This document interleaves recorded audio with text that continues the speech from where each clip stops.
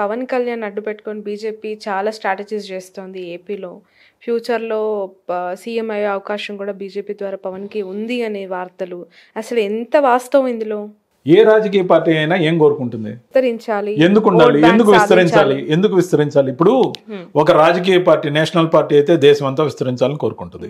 ప్రాంతీయ పార్టీ అయితే ఉన్న రాష్ట్రంలో అధికారంలోకి రావాలనుకుంటుంది. ఎందుకు కోరుకుంటుంది?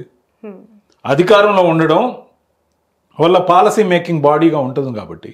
అధికారంలో ఉన్నప్పుడు ఒక సేవా సంస్థలాగా మొదలైన పార్టీ రాజకీయ పార్టీ అనే పేరుతో ఉన్నప్పటికీ ప్రజలకు మేలు చేయాలంటే అధికారం కావాలనే ఉద్దేశంలో అయినా సిద్ధాంతాలు రూపొందిస్తారు, సిద్ధాంతాలు ప్రచారం చేస్తారు, ప్రాపగాండా చేస్తారు. ఆ భావజాలంలోకి చరిష్మాటిక్గా కొంతమంది లీడర్లు తయారవుతారు, ఆ పార్టీని గెలిపించుకుంటారు, గెలిపించిన తర్వాత సేవ చేస్తారు. మరి బీజేపీ జాతీయ రాజకీయ పార్టీ అన్ని రాష్ట్రాల్లో అధికారంలోకి రావాలనుకోవడం, దానికి వేసే ఎత్తుగడలు, దానికి పనికి వచ్చే అంశాలు ఎందుకు తీసుకోకూడదు? సో తప్పేముంది?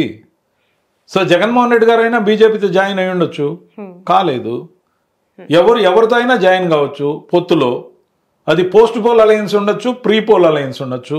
కామన్ మినిమం అజెండా ఒకటి పెట్టుకొని ఏదైతే రాజకీయం చేస్తారో అల్టిమేట్గా టు సర్వ్ ద పీపులే కదా.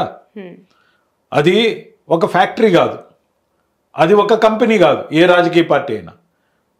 కాబట్టి ఖచ్చితంగా కూడా రాజకీయ కోణంలో అది సహేతుకం అని నేను భావిస్తున్నా. ఓకే, ఉండొచ్చేమో. ముఖ్యమంత్రి ఎవరవుతారు, లేకపోతే ఏ రాజకీయ పార్టీ ఏ కోణంలో ఆలోచిస్తుందంటే దానికి ఉన్న పూర్తి స్వేచ్ఛ అది. ఇప్పటికైతే ఆంధ్రప్రదేశ్లో కూటమి ప్రభుత్వం ఉంది. ఒకవేళ పవన్ కళ్యాణ్ గారు బయటకు వచ్చేస్తే బీజేపీ ఇమీడియట్ గా బయటకు వస్తుంది కూటమి నుంచి అనే వార్తలు. అంటే ఇప్పుడు మీరు నేషనల్ స్పోక్స్ పర్సన్ గా అండ్ ప్రచారక్ అని చెప్తూ ఉన్నారు, మీకు కొంత ఇన్ఫర్మేషన్ తెలుసుండు పురంధేశ్వరి గారి మనసులో మాట. నేను బీజేపీ తరపున ఎటువంటి డిజిగ్నేషన్లో లేను, సాధారణ సభ్యుడిగా ఉన్నాను ఈ రోజున. కాబట్టి అప్పుడు దాకా నేను సెల్ఫ్ మేడ్ డిజిగ్నేషన్ ఏం పెట్టుకున్నానంటే బీజేపీ పాలసీలని ఏదైతే విస్తృతంగా ప్రచారం చేయాలనుకుంటున్నానో అటు ఆర్ఎస్ఎస్ భావజాలాన్ని బీజేపీ రాజకీయ సిద్ధాంతాన్ని కలిపి నేను చేసే ప్రచారానికి బీజేపీ ప్రచారక్గా నేను ఉంటానని చెప్పాను. కాబట్టి నేనేమి స్పోక్స్ పర్సన్గా లేను, నేషనల్ స్పోక్స్ పర్సన్. నాకున్న రాజకీయ పరిజ్ఞానంతో నేను చెప్పదగింది ఒకటే, ఇప్పుడు కూటమి ప్రభుత్వం నడుస్తుంది. విభేదాలు అంటారా, లేకపోతే ఇంకోటి అంటారా, యూట్యూబ్లో థంబ్నెయిల్స్ అంటారా, లేకపోతే లోపల ఏం జరిగిందో తెలియకుండా బయట మనం స్పెక్యులేట్ చేస్తున్న విధానం అంటారా, పదే పదే రోజంతా స్పెక్యులేషన్ని జనం నమ్ముతున్నారంటారా, అవన్నీ అఫిషియల్గా తేలే వరకు మనకి తెలియదు. దాని తర్వాత జరిగే పరిణామాలు ఊహాజనితం. అయితే పర్మిటేషన్స్, కాంపిటేషన్స్ గురించి విస్తృతంగా ప్రచారం చేసే లక్షణం ఏదైతే ఉందో దానికి మీడియాకు ఉంటుంది, అది వాళ్ళ హక్కు కూడా. సో దాంట్లో నిజాలు నిర్ధారించుకోవాలి, నిర్ధారించుకున్న తర్వాత మాత్రమే మాట్లాడాలనే నిబద్ధత నాకుంది. రైట్. ఇంకొక క్వశ్చన్ ఏంటంటే, అలీ, పోసాని కృష్ణమురళి, విజయసాయి రెడ్డి గారు రిజైన్ చేసినప్పుడు పూర్తిగా రాజకీయాలకే దూరం అయ్యామని ట్వీట్లు వేశారు. అంత విరక్తి, అంత వైరాగ్యం రాజకీయాల పట్ల ఎందుకు వచ్చేసిందంటే నాకు అర్థం కాలేదా? ఈ కాంటెక్స్ట్లో ముగ్గురువి సిమిలర్గా కనిపించాయి. అఫ్కోర్స్ మీరంటే కొంత అసంతృప్తి, మీ మళ్ళీ లైన్ నేను ఉండి వచ్చిన పార్టీ మీద అసంతృప్తితో బయటకు రావడం ఎంత నిజమో, నేను బీజేపీ మీద క్రమంగా పెరుగుతున్న నా అభిమానానికి చెప్పిన కారణాలు అంతకన్నా నిజం. ఓకే, ఈ వేరియేషన్, ఒకటి స్వేచ్ఛ, రెండు దేశం కోసం తీసుకుంటున్న పాలసీల గురించి నేను నమ్మడం, దేశం కోసం ధర్మం కోసం నిలబడుతున్న ఈ పార్టీకి మద్దతుగా మనం ఉంటే బాగుంటుందన్న అభిప్రాయం, అది ఇది సైమల్టేనియస్గా వాటి మధ్యలో నలుగుతూ వచ్చా. ఇక్కడ మనం వద్దనుకున్నప్పుడు ఇమీడియట్గా నేను రాజకీయాల్లో ఉండనని చెప్పలేదే, రాజకీయాల్లో ఉంటాను. నా ఒంట్లో ఓపుకున్నంత వరకు రెస్ట్ ఆఫ్ మై లైఫ్ నేను బీజేపీలో ఉండాలనుకుంటున్నా. ఎందుకంటే వాళ్ళ దగ్గర ఉన్న వైరుధ్యం ముగ్గురు విషయంలో, అలీ గారు, పోసాని కృష్ణమురళి గారు సినిమా ఫ్రెటర్నిటీ నుంచి వచ్చిన వాళ్ళు, ఫుల్ టైం పొలిటీషియన్స్ కాదు. కానీ వాళ్ళు కూడా కొన్ని డిజిగ్నేషన్స్లో ఉన్నమాట, చైర్మన్లుగా ఉన్నమాట వాస్తవం. కానీ వాళ్ళు రాజకీయాల నుంచి రిటైర్ అయిపోతానంటే నేను నమ్ముతా. విజయసాయి రెడ్డి గారు రాజకీయాల నుంచి రిటైర్ అయిపోతాను, వ్యవసాయం చేసుకుంటానంటే నేను నమ్మను. ఎందుకంటే ఆయనది రాజకీయ వ్యవసాయం. ఆయన బ్రహ్మాండంగా ఆ వ్యవసాయంలో పంటలు పండించిన మనిషి. అనేక పదవులు వదులుకొని ఇప్పుడు రాజకీయాల నుంచి సడన్ గా ఆల్ ఇన్ సడన్ డ్రాప్ అయిపోతానంటే, ఇప్పుడు రాజకీయ పంటలు ఎలా విజయసాయి రెడ్డి గారు పండిస్తారు ఆఫ్టర్ రిజిగ్నేషన్ ఆఫ్ వైఎస్ఆర్సీపీ? ఏంటండి వైఎస్ఆర్సీపీ ఈరోజు ఈ నిమిషంలో చెప్తే మోడీ గారు, అమిత్ షా గారు వెల్కమ్ చేయరా? అంత సాన్నిహిత్యం వాళ్ళతో ఉంది కాబట్టి వాళ్ళకి ఎంత ధన్యవాదాలు చెప్పారు. పంపించింది. అవునండి, మీరు ఇది ఎలా ఉందంటే, మీరు చెప్పే శ్రావణ్ గారు, గతంలో ఇప్పుడంటే ఆన్లైన్లో బ్యాంకులో సేవింగ్స్ ఖాతా కానీ లేకపోతే బిజినెస్ ఖాతా కానీ ఓపెన్ చేసి, గతంలో అలా లేదు. గతంలో బ్యాంక్ ఎవరో ఒకరు వచ్చి మనకు తెలిసిన వాళ్ళు సంతకం పెడితేనే ఒక అకౌంట్ ఇచ్చేవాళ్ళు. అకౌంట్ ఇచ్చిన తర్వాత దాంట్లో ఉన్న సొమ్ము అంతా నా వల్లే వచ్చిందని మీరు భాగం అడిగినట్టుంది. ఇప్పుడు మీ ద్వారా పరిచయం అయినంత మాత్రాన ఆ అకౌంట్లో పడే ప్రతి రూపాయలో నాకు ఇంత హక్కు ఉందంటే ఎలాగా?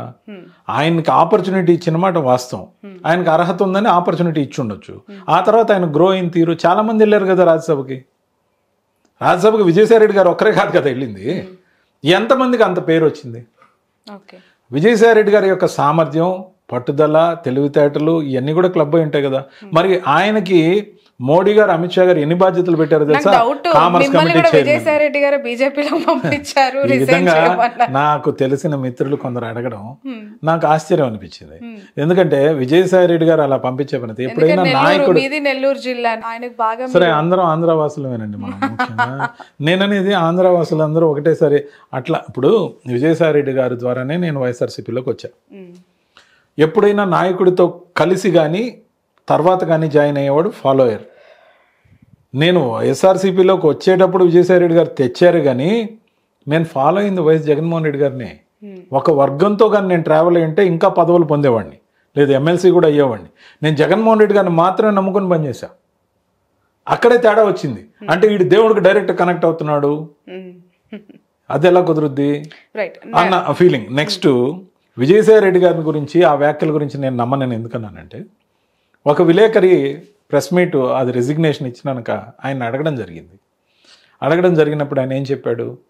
వ్యవసాయం చేసుకుంటున్నారు కదా సార్, ఎక్కడ చేసుకుంటారు అని అడిగారు. ఎక్కడో మా ఊర్లోనో లేకపోతే పలానా ఊర్లోనో నేను వ్యవసాయం చేసుకుంటాను, ఒక 4 ఎకరాలు భూమి కొనుక్కుందాం అనుకుంటున్నాను, ఫామ్ హౌస్లో ఉండి ప్రశాంతమైన జీవితం కూడా. అది పర్ఫెక్ట్ ఆన్సర్. ఆయన ఏం చెప్పారండి, మీరు కూడా చూశారు. నేను వ్యవసాయం తొందరలో మార్స్లో కానీ చంద్ర మండలం మీద కానీ చేస్తాను. దాంట్లో సెటైర్ ఉందా కానీ ఆన్సర్ ఎక్కడుంది? అంటే పిచ్చోళ్ళరా, నేను వ్యవసాయం చేసుకోవడానికి ఇప్పుడు కొత్తగా నేర్చుకొని లేకపోతే 4 ఎకరాలు కొనుక్కొని 2 ఆవులను కొనుక్కొని నేను ఫామ్ హౌస్ కట్టుకోవాలనా అన్నట్టు లేదా? సో ఆయన సామర్థ్యము అనేక కోణాల్లో విస్తృతంగా ఢిల్లీ వాసులు గుర్తించారు, ముఖ్యంగా అమిత్ షా గారు, నరేంద్ర మోడీ గారు. నా ఉద్దేశంలో రాబోయే రోజుల్లో ఆయన ముందు కేంద్ర మంత్రి అయి తర్వాత ఎంపీ అవుతారు అనుకుంటున్నా. అలా కాని పక్షంలో ఆయన గవర్నర్గా ఉంటారు అని నేను నమ్ముతున్నా. నెల్లూరులో ఏదైతే ఎంపీగా పోటీ చేస్తున్న క్రమంలో ఆయన ధైర్యం చూడండి.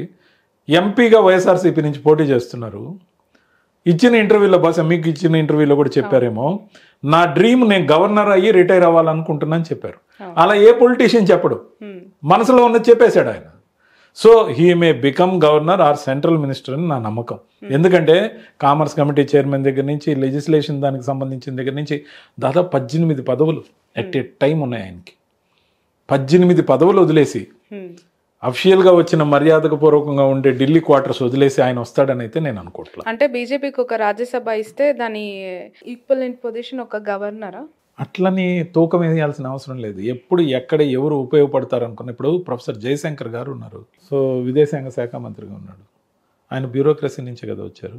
అశ్విని వైష్ణవ్ గారు ఉన్నారు, I think he is IAS, railway శాఖ మంత్రిగా ఉన్నారు. గతంలో శివసేన నుంచి వచ్చిన సురేష్ ప్రభు గారిని తీసుకుందాం, ఆ రోజు వరకు శివసేనలో ఉన్నారు. మధ్యాహ్నం 12 గంటలకు రాజీనామా చేశారు, 1:30కి ప్రమాణ స్వీకారం మంత్రిగా చేశారు, విద్యుత్ శాఖ మంత్రిగా. దాని తర్వాత ఆంధ్రప్రదేశ్ నుంచి ఎంపీ అయ్యారు. నేను ఆ కోణంలో ఆలోచిస్తున్నాను, నా ఆలోచన పరిధి వరకు. ఆయన ముందు సెంట్రల్ మినిస్టర్ అయ్యి తర్వాత ఎంపీగా, కుదిరితే ఆంధ్రప్రదేశ్ నుంచో, ఉత్తరప్రదేశ్ నుంచో, మహారాష్ట్ర నుంచో, హర్యానా నుంచో, గుజరాత్ నుంచో, అన్ని రాష్ట్రాలు బీజేపీవే కదండి. వాళ్ళు ఎక్కడి నుంచైనా ఇవ్వగలరు, వాళ్ళకి ఆయన సర్వీసెస్ కావాలనుకుంటే. లేదనుకుంటే ఆయన డ్రీమ్ పూర్తయ్యేందుకు గవర్నర్ కూడా కావచ్చు. నేనైతే ఈ కోణంలో విజయసాయి రెడ్డి గారు ఒక సర్టన్ పొజిషన్కి రీచ్ అవుతారని నమ్ముతున్నా. మోదీ గారి, అమిత్ షా గారి ఫోటో కోసం వెయిట్ చేస్తూ దేశవ్యాప్తంగా బీజేపీ పాలసీలని, సంఘ పాలసీలని రెండు కలిపి పూర్తిగా జనబాహుళ్యంలోకి, హిందీ బెల్ట్లో కానీ తెలుగు రాష్ట్రాల్లో ప్రపంచానికి తెలియని, ఇప్పుడు మనం మాట్లాడుకున్న మాటల్లో నాకే మొన్నటి దాకా రాజకీయ పరిజ్ఞానం ఉన్నవాడికి తెలియని అంశాలే ఇన్నుంటే, సామాన్యుడి దాకా రీచ్ కావాలంటే మీడియా మాధ్యమం, మీడియాకి నేను సుపరిచితం. నేషనల్ మీడియాలో కూడా దాదాపు 1200 డిబేట్లు చేశా, కాంగ్రెస్ పార్టీ నుంచి కానీ ఇక్కడి నుంచి కానీ కలిపి. ఓవరాల్ డిబేట్స్ యూట్యూబ్ ఛానల్స్ కలిపి 6000 పైగా డిబేట్లు చేశా. సో నా ముఖం యొక్క పరిచయం చాలా మందికి ఉంది. సో దానికి నాకున్న గొంతుకి, సో నేను బీజేపీకి ఉపయోగపడాలి, ప్రో పాలసీస్ ఆఫ్ బీజేపీ. నేను ఇప్పుడు ఆంధ్రప్రదేశ్కి అర్జెంటుగా ఉన్న నాయకుల్ని తిట్టడానికి లేను. జగన్మోహన్ రెడ్డి గారిని విమర్శించాల్సిన పని నాకు లేదు, చంద్రబాబు నాయుడు గారిని విమర్శించే పని ఇప్పుడు లేదు, ఎందుకంటే కూటమిలో ఉన్నాం. అలాగే పవన్ కళ్యాణ్ గారిని విమర్శించాల్సిన పని అసలే లేదు, ఎందుకంటే కూటమిలో ఉన్నాం. ఖచ్చితంగా ఇప్పటికిప్పుడు ఆంధ్రప్రదేశ్ రాజకీయాలు 13 జిల్లా రాజకీయాలు పక్కన పెట్టి బీజేపీ ప్రో పాలసీస్ని దేశం అంతా వినబడే విధంగా నేను వీడియోలు చేయొచ్చు, నా యూట్యూబ్ ఛానల్స్ని మళ్ళీ లైన్లో పెట్టచ్చు, లేకపోతే నేషనల్ మీడియాకి వెళ్ళి కూర్చునే అవకాశం ఉంటే అక్కడి నుంచి మాట్లాడచ్చు. ప్రో బీజేపీ పాలసీస్ లేదు. పురంధేశ్వరి గారిని మారుస్తారు అనే వార్తలు వస్తున్నాయి, నిజమేనా? అంత దూరం నేను మాట్లాడే అవకాశం లేదు. బీజేపీకి పార్టీ సభ్యత్వం చేసే లక్షణం ఉంది. బీజేపీ కార్యవర్గాన్ని సక్రమంగా ఎన్నుకుంటూ వస్తున్నారు దశల వారీగా. మొన్ననే కొత్తగా మా నెల్లూరు జిల్లాకు ఏర్పడిన జిల్లా అధ్యక్షుని కలిసా, మళ్ళీ తిరుపతి జిల్లా అధ్యక్షుని కూడా కలవబోతున్నారు 2వ తేదీ. అలాగే అక్కడి నుంచి మొత్తం కార్యవర్గం నుంచి జిల్లా అధ్యక్షుల నుంచి రాష్ట్ర అధ్యక్షులను ఎన్నుకున్న తర్వాత రాష్ట్రాల అధ్యక్షులందరూ కలిసి కేంద్రం యొక్క అధ్యక్షుని ఎన్నుకునే విధానం ఇక్కడ ఉంది. కానీ ఇన్ కంపారిజన్ వైఎస్ఆర్సీపీకి సభ్యత్వం లేదు. ఇది కూడా ఒక లోపభూయిష్టమైన అంశం. మీరు ఇచ్చారు కదా, ఇప్పుడు వాళ్ళు ఖచ్చితంగా పాటిస్తారు. మీ అడ్వైజెస్ అన్ని కూడా తీసుకుంటారు. అడ్వైజెస్ తీసుకోమని నేను అనను, అది వాళ్ళ ఇష్టం, వాళ్ళ నిర్ణయం, వాళ్ళ పార్టీ. ఈరోజు నేను వదిలి వచ్చిన పార్టీ. కానీ సభ్యత్వం ఉండాలి, సభ్యత్వం ద్వారా కార్యవర్గం ఏర్పడాలి. మనకు నచ్చిన వాళ్ళకి లెటర్ హెడ్ మీద కింద జగన్ గారి సంతకం కూడా లేకుండా కేంద్ర పార్టీ కార్యాలయం అని చెప్పి ఎవరు వేస్తున్నారో తెలియకుండా ఆ పదవులు నచ్చిన వాళ్ళకి వేసుకోవడం మాత్రం దుర్మార్గం. Right, thank you so much అండి. Wish you all the best, wish you all good luck. ఇది రవిచంద్రారెడ్డి గారితో స్పెషల్ ఇంటర్వ్యూ. మొత్తానికి అయితే చాలా సుదీర్ఘ ప్రయాణం, 6 ఏళ్ల కాలం వైఎస్ఆర్సీపీలో ఆయన సేవలు అందించారు. చివరికి ఇప్పుడు బీజేపీలో చేరి తన పొలిటికల్ ఫ్యూచర్ని అక్కడ చూసుకోబోతూ ఉన్నారు. ఎందుకు పార్టీ నుంచి చాలామంది వెళ్ళిపోతూ ఉన్నారు, రీజన్స్ ఏంటి అనే వాటికి కొంత సమాధానం దొరికినట్టే. జగన్మోహన్ రెడ్డి గారి కంటే కూడా ఆయన చుట్టూ ఉన్న వాళ్ళ వల్ల పార్టీ కొంచెం డిస్టర్బ్ అవుతుంది అనే అభిప్రాయం చాలామంది నుంచి వ్యక్తమవుతుంది. అది పర్సన్ టు పర్సన్ డిస్టర్బెన్సెసా, లేదంటే ఓవరాల్గా ఉన్న వాళ్ళు వేరే వాళ్ళని డిస్టర్బ్ చేయడం అనేది తేలాల్సి ఉంది. That's all.